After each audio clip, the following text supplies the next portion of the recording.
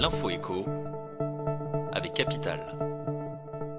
Le chiffre du jour, 6,8 millions, c'est le nombre de Français qui vont recevoir ce mardi et ce mercredi un remboursement de taxes d'habitation. Ce n'est pas un cadeau de Bercy, mais le rattrapage d'un trop versé par les contribuables au trésor public. Avec la suppression de la taxe d'habitation pour 80% des ménages cet automne, les foyers éligibles à l'exonération d'impôts et qui règlent mensuellement leurs taxes auraient dû demander l'arrêt de leur prélèvement automatique à la fin de l'année 2019. Mais beaucoup ne l'ont pas fait et ont continué à être prélevés. Bercy reverse donc les sommes aux contribuables cette semaine. En moyenne, la suppression de la taxe d'habitation représente un gain de 600 € par foyer.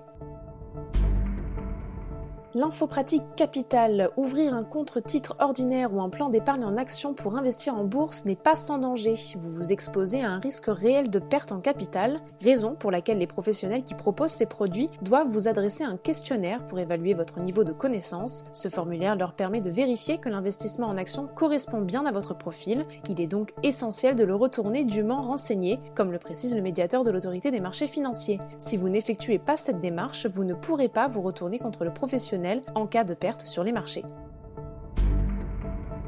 Le coup de gueule du jour est poussé contre le plan de relance français. L'économiste Marc Touati juge que ce plan du gouvernement pèche par de nombreuses voies. Selon lui, le montant annoncé, 100 milliards d'euros, est certes conséquent, mais sans comparaison avec la chute du PIB français. Pour notre chroniqueur, les mesures prises par le gouvernement depuis mars ne constituent pas une relance, mais plutôt des soins palliatifs. Appelant la France à entamer une thérapie de choc structurel, Marc Touati enjoint les politiques à prendre de vraies réformes courageuses mais aussi judicieuses. Une chronique à lire sur notre site.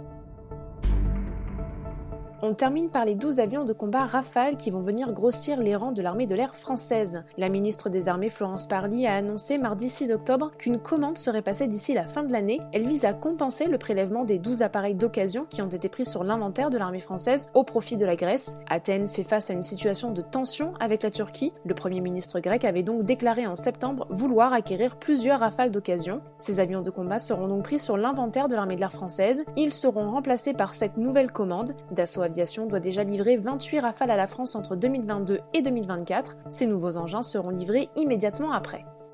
C'était l'info écho avec Capital.